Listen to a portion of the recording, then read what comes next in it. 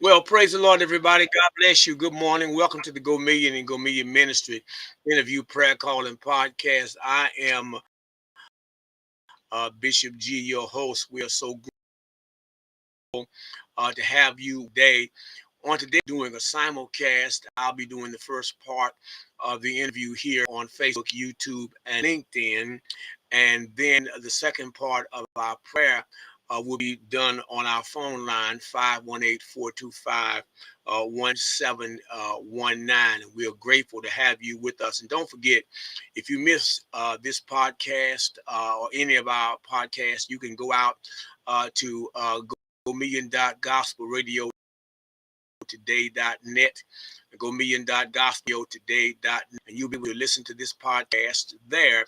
And on any of our podcast networks, you'll be able to listen to this podcast and many other podcasts. On today, we have Kimberly Braxton Brower, and we are so grateful to have her with us on our program today.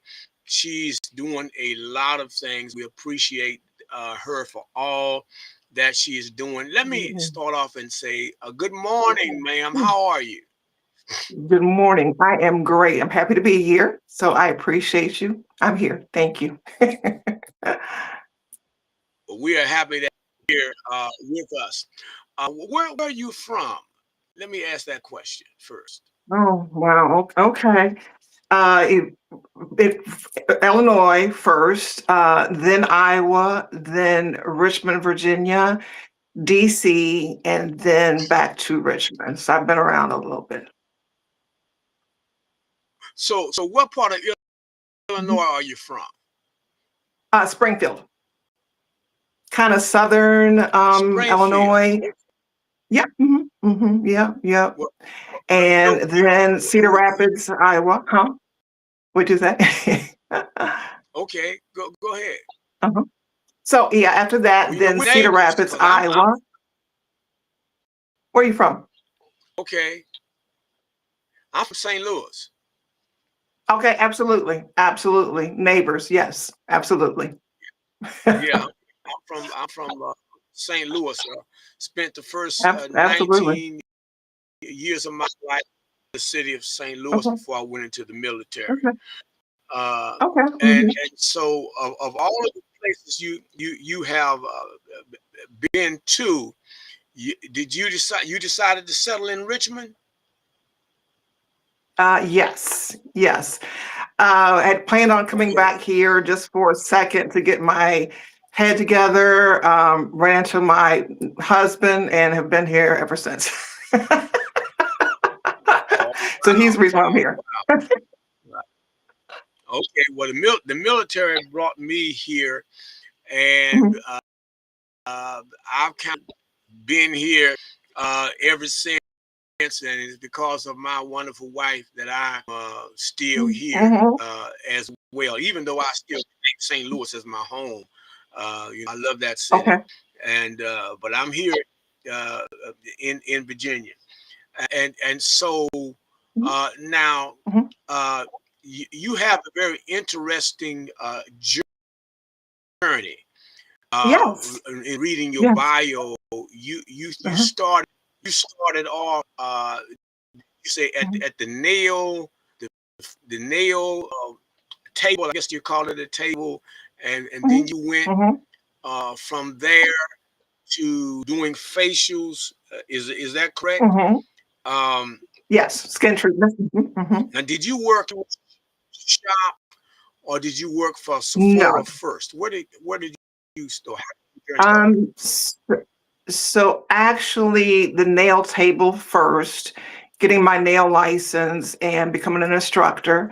I had a baby and I wanted to be home and had a flexible career. So I did that to be around my children. So I went to work for, I think it was JC Penney's, and they were like, man, you have great hands. And have you ever thought about doing facial treatment? So I was like, yeah, I'll try it. So I really fell in love with the facial treatments. I was then someone came in to get a treatment from me. She said, "Hey, I own a day spa, and I would love to have you in my day spa." And that's when it really, really, really took off. This one was one of the first ones to have a full, true day spa in Richmond, meaning she did very heavy duty treatments for like acneic patients. So I learned a lot about treatments, ingredients, products, that sort of thing.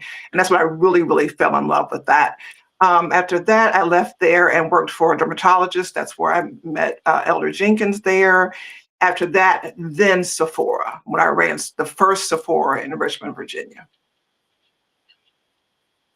You were actually you ran the first Sephora there in Richmond, Virginia. Yeah. Is that what you said? Yes. That Yes. that's awesome. Now, I used to go into JC in Colonial Heights. They had a Sephora, and I used to buy Okay. and this is all I bought out of Hmm. there. Shame on me. I bought my nail files there. What? You know, Oh, nail files shame. there, Shame. and They have great yeah. fragrances. They have great grooming. Shame, shame. Well, see, I couldn't buy fragrances because my wife has allergies. Then did Yeah. Mm. my love with cologne. Uh, Yeah. so, I do too. but So yeah, does I'm sure Ricard. they had I do great too. fragrances. Yeah, right. Let me say hello to Sister Stephanie Thornton, and God bless you. Good to have you with us here today.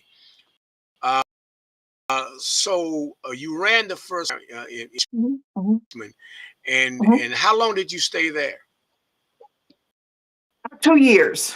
2 years. I had small children, and when you work in retail, you miss a lot from with your kids. I missed weekends and nights and holidays. I loved it, but boy, I missed my kids. So I left Sephora and then ran my own mobile business. So I did makeup for weddings, for special events, that sort of thing for a while, and then also worked for a dermatologist out of New York who had his own skincare line. So I would travel through Northern Virginia, Maryland, and Virginia to sell his products and educate the staff on his products.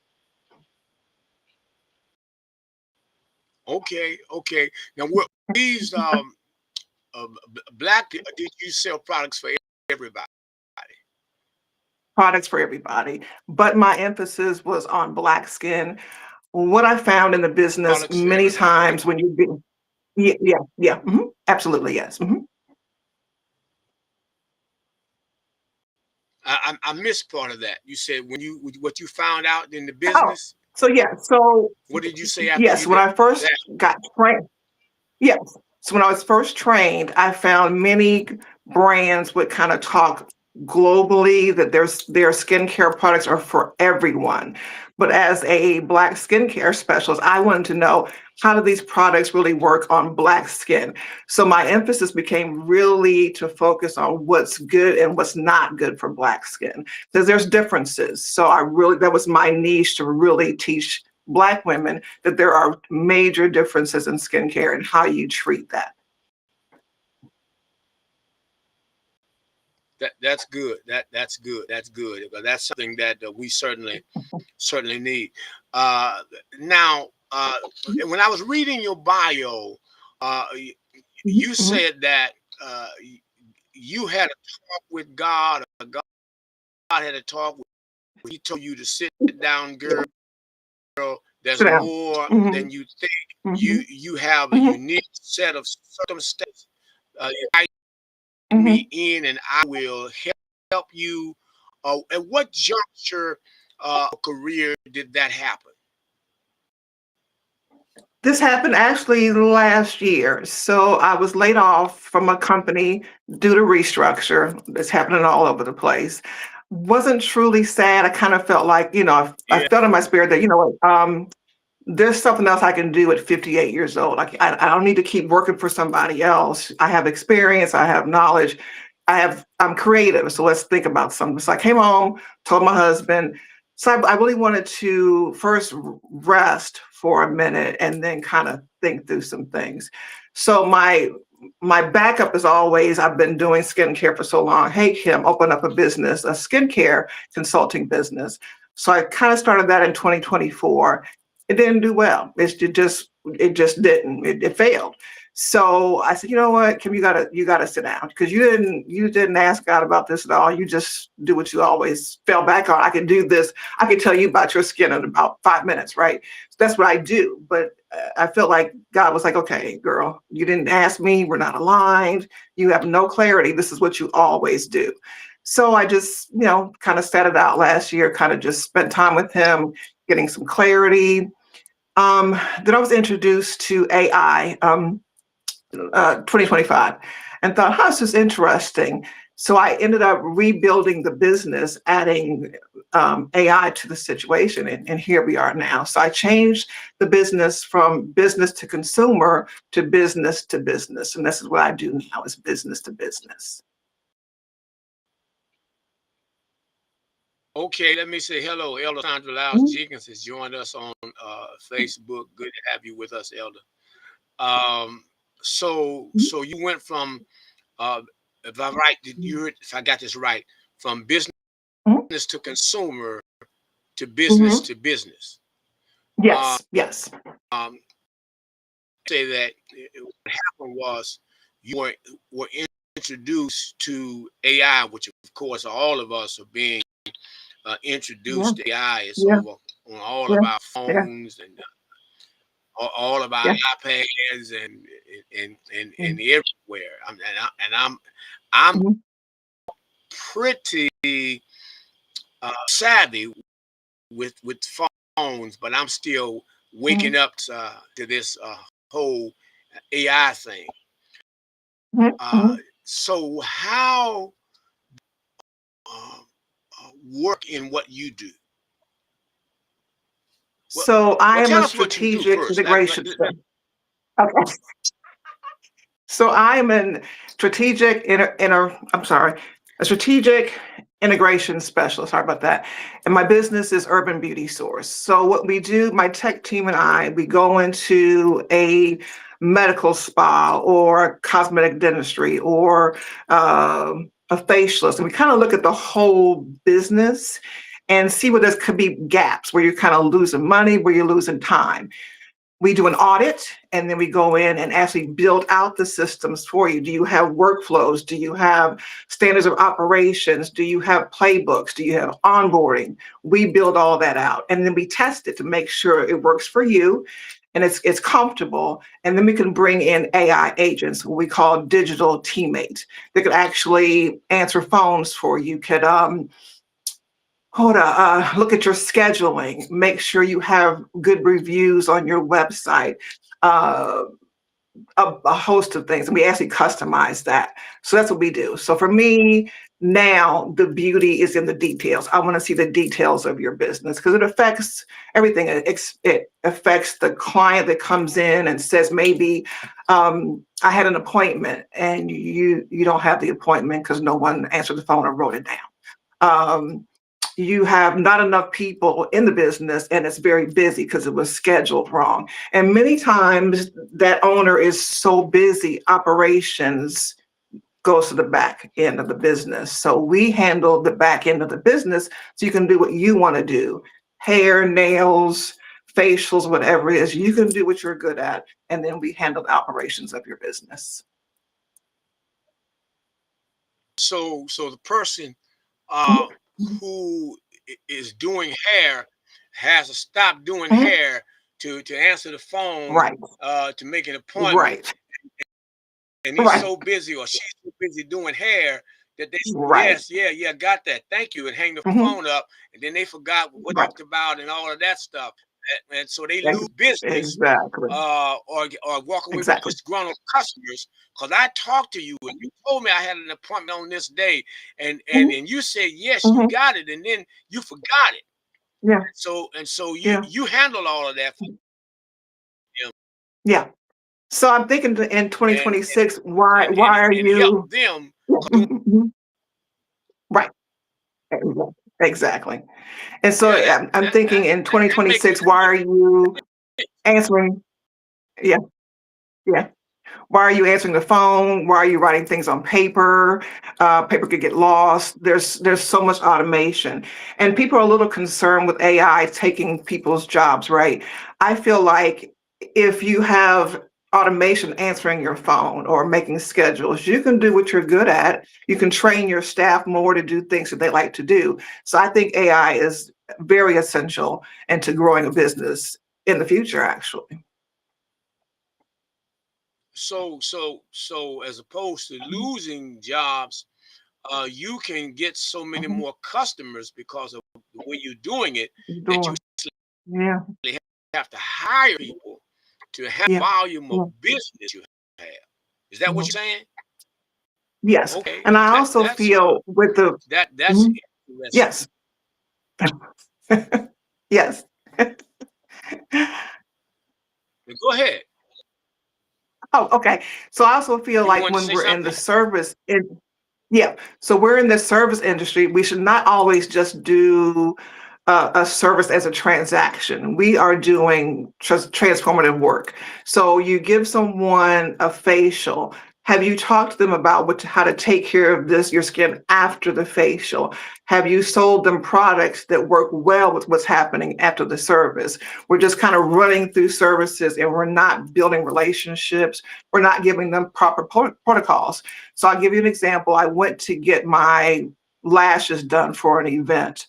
The service didn't feel great. She was kind of rough with me, so I was just trying to get out of there really. And I knew better because I do this for a living. So I didn't ask her, how do I properly remove these lashes when I'm ready? I didn't do it. And she didn't tell me either. So I went to the event, came back home and tried to get them off.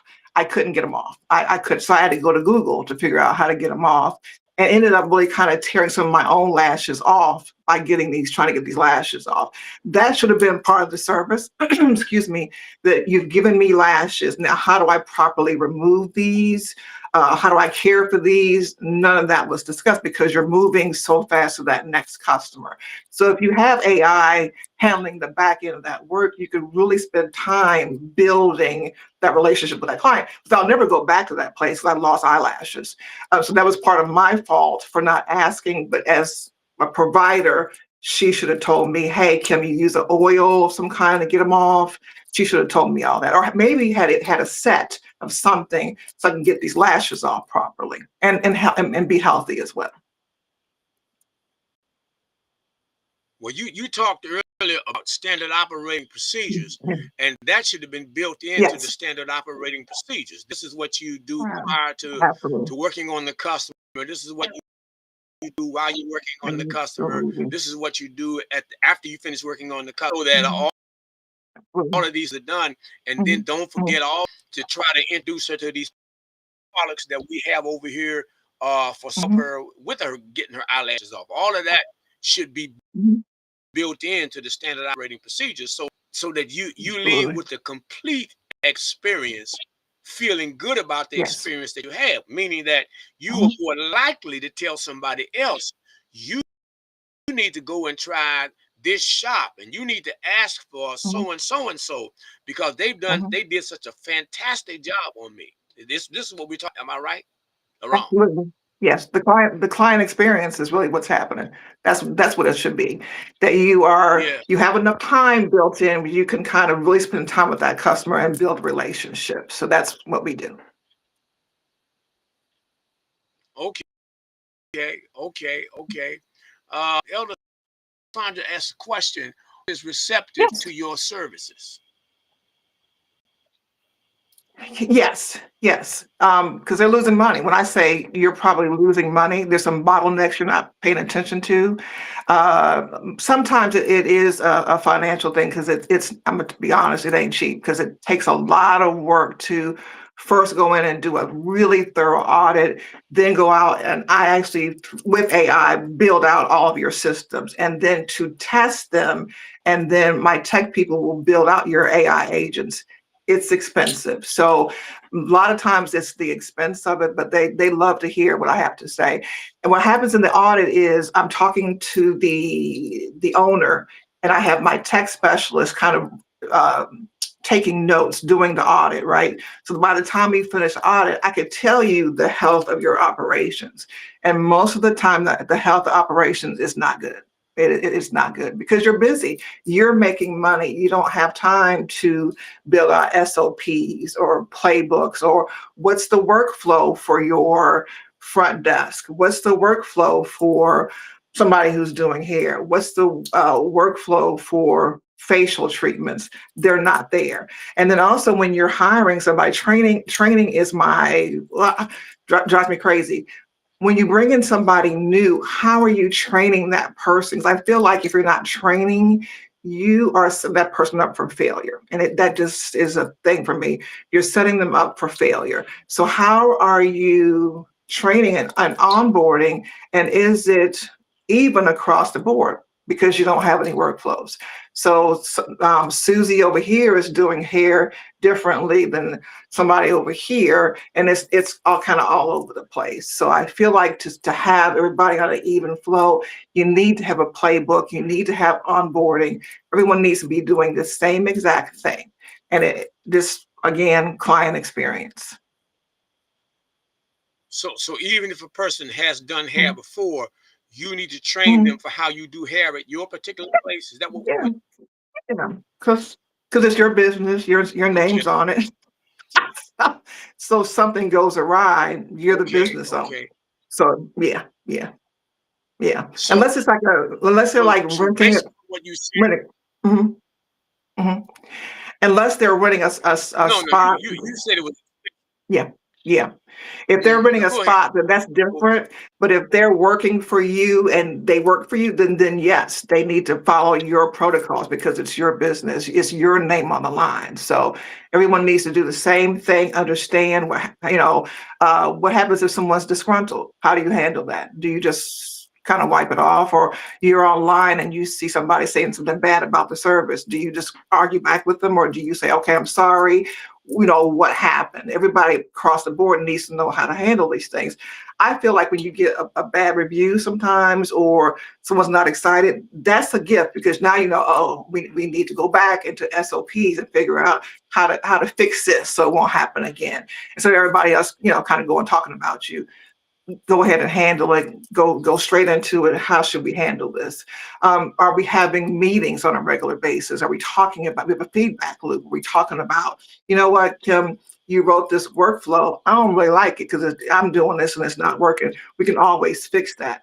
I also feel that SOP is like a living document. So you don't want to write an SOP in 2022 and you have not touched it 4 years later. That's not going to do you any good either because things continue to change, especially in the beauty industry. Things are changing weekly, daily, monthly. It's always changing. So if you're not um, updating your SOPs, your workflows, that was just a waste of time. Sandra asked a question. What's an Yeah. SOP? Standards of operations. So it's kind of like I don't want to say the Bible, but it's your working document for your business. So it goes into workflows. What are your policy and procedures of the business? And I even go as deep as that's the first question I ask a client is, why do you do this? Why are we here? why why did you open up this particular thing? That should also be in your SOP because people who work with you need to know what your vision was. Why did you do this? If they have their own vision, I'm gonna do what I'm gonna do. But if you tell them this is my vision, this is my baby, that needs to be in your SOP. Um, a sick time, all that document. But what I also do, because it could be a lengthy document, but what I also do is a playbook, which is a lot smaller, where it kind of gives you quick, kind of bite-sized information that they need to know. They need to either know the SOP or they either need to know the playbook. And I worked for places where I've asked people, because I was always trained on looking at an SOP.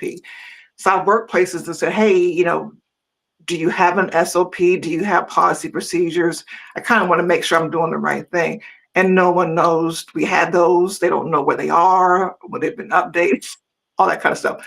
Total waste of time if you don't keep that updated. Well, that's what when I was in the work for the Department of the Mhm. Army, that's what the Army operates off of. SOPs. That's Yeah. what they operate In any off of. You know, a business should and you have you one. can walk in any and you're gonna have one. And so yeah, I get it. I Yes. get it. So you said something about expensive, and so what size shops then are you working with, or what size are you working with? Would that be So we're with what you looking. do Mhm. be for a small shop? Or What we're doing now for what smaller size? shops is we're doing more established businesses have been around for a minute, but we're also trying to make sure that we capture people that might want some help. So we're also building out some digital products to help you get to, I kind of just started, but I want to go in the right direction. So I'm going to use this blueprint. And then you go into, okay, now I want to scale to that next level. But what kind of started me thinking about this is that I have talked to some people like, I can't afford it, but I don't have anything in place either. I don't want to just leave them sitting there and like they don't know to scale. I need to have this in place. I need to do this, and I can get to the part where Kim can come in and do a thorough audit, and then make sure I'm optimizing their operations, and then we can also build out the teammates. That's kind of someone who's been established for a while. Or are you writing books about, or manuals about, here are the things that you need in place, Mhm. Mhm. even Yes, if for someone who can't afford you, things that you need yes. to have in place, or is there a stepping thing? Well, step one, step two, step three, and we can come in and do step one for Absolutely. you, and as you can Absolutely. afford, pay as you go, we'll come back and do step two, and et cetera, et cetera. Yes. We'll be I'm just releasing asking. those in, yes, yeah. So I was telling you about the digital products. So we'll have those released by June 1st. And they're a step by step. You kind of just open, but do you have your business uh, banking, LLC? Do you have all these things in place? And so we kind of help you from a checklist to more of a blueprint, and then being able to, work with us in the future. So yeah, we're working on all that to make sure we capture everybody. Well, that's good. That's good. Yeah. Let me see. We only have about what, 2 more 2 minutes. minutes. So 2 minutes left in Mhm. this man. We got to come back, aren't we? Yeah. Because we only got 2 minutes left in this segment. So, are you Mhm. training persons uh, to do what you do? Not yet, but it's a thought. It's a thought, yes, because it's a process. So right now I have a tech team who's been doing this for a while, been doing data analytics, that kind of thing for a while. What I do, it's just I've been doing this for over 30 years. So it's not just I'm coming in, just looking at your business and just making up something. I've been doing this for 30 years. 30 years plus in the beauty business, and then about 12 years in financial services where I did operations. So I'm kind of marrying the two Well, together. So I'm kind of a little bit different. Yeah. So I've been doing this for a long time, long, long time. it just sounds like to me that this is something that's franchisable. Uh, Well, thank you. Thank that you. that this is something that's franchisable, because if it works here, it'll work Mhm. everywhere. It's just a Yes. matter of people knowing Yeah. what you do and being able to say, "Hey, I want to do that too," and Yeah. then you Yeah. franchise. But I mean, that's just a thought. You don't have Yeah. to pay me for that No, thought, but I like it. I think one, if one, one you major thing just I tell think people people that need got to, no it sense. was his, Yeah. it was his idea. I think one free thing I can give people is my tagline is the beauty is in the details. You don't want to gloss over your business. You want to look at every detail. Sephora taught me a lot about details as far as putting displays together as far as training. I mean, it was detailed. I didn't like it at the time because it was so detailed, but now I have an eye for details. I can look at it and say, that's not quite right. So people need to stop kind of glossing over things and really dig into your business. And it might not be great. It might not be, I told you my first iteration failed, but I kind of like had to sit back with God and say, what did I miss with this first one? Kim, you're always gonna fall back on beauty consultations. You've been doing that for 30 years, but there's more there. There's people that need help that you need to do more. So I had to kind of sit down for a minute and get clarity first on the business. So I'm learning to alignment is everything. I was not aligned. I was just doing what was comfortable to me and not taking the time to say, okay, Laura, what is I'm supposed to be doing? What am I doing? And this Well, feels good. It's it is. Yes, well, um, we're gonna have to cut it off now. I'm so absolutely. sorry. Our time No, you're has fine. run You're out, but fine. I'm gonna have to get with you and reschedule so that we can go into a part two of this Sure. interview, because I believe that there's more that people need to know about what. Thank you so much. This is Miss Thank Kimberly you. Braxton Brown, and she is a, let me say what I wrote down, a beauty Mhm. automation strategist, and That's good too. she can help you with your business. So we're going to have to wrap this. Thank you so much Absolutely. for Okay. being. Pray Thank you. that Thank you. you have Thank a you. blessed Appreciate day, this. blessed week, bless your You business too. is just absolutely Thank you. that it just blows up. All right, take care now. Thank you. I appreciate that. Bye. Bye bye.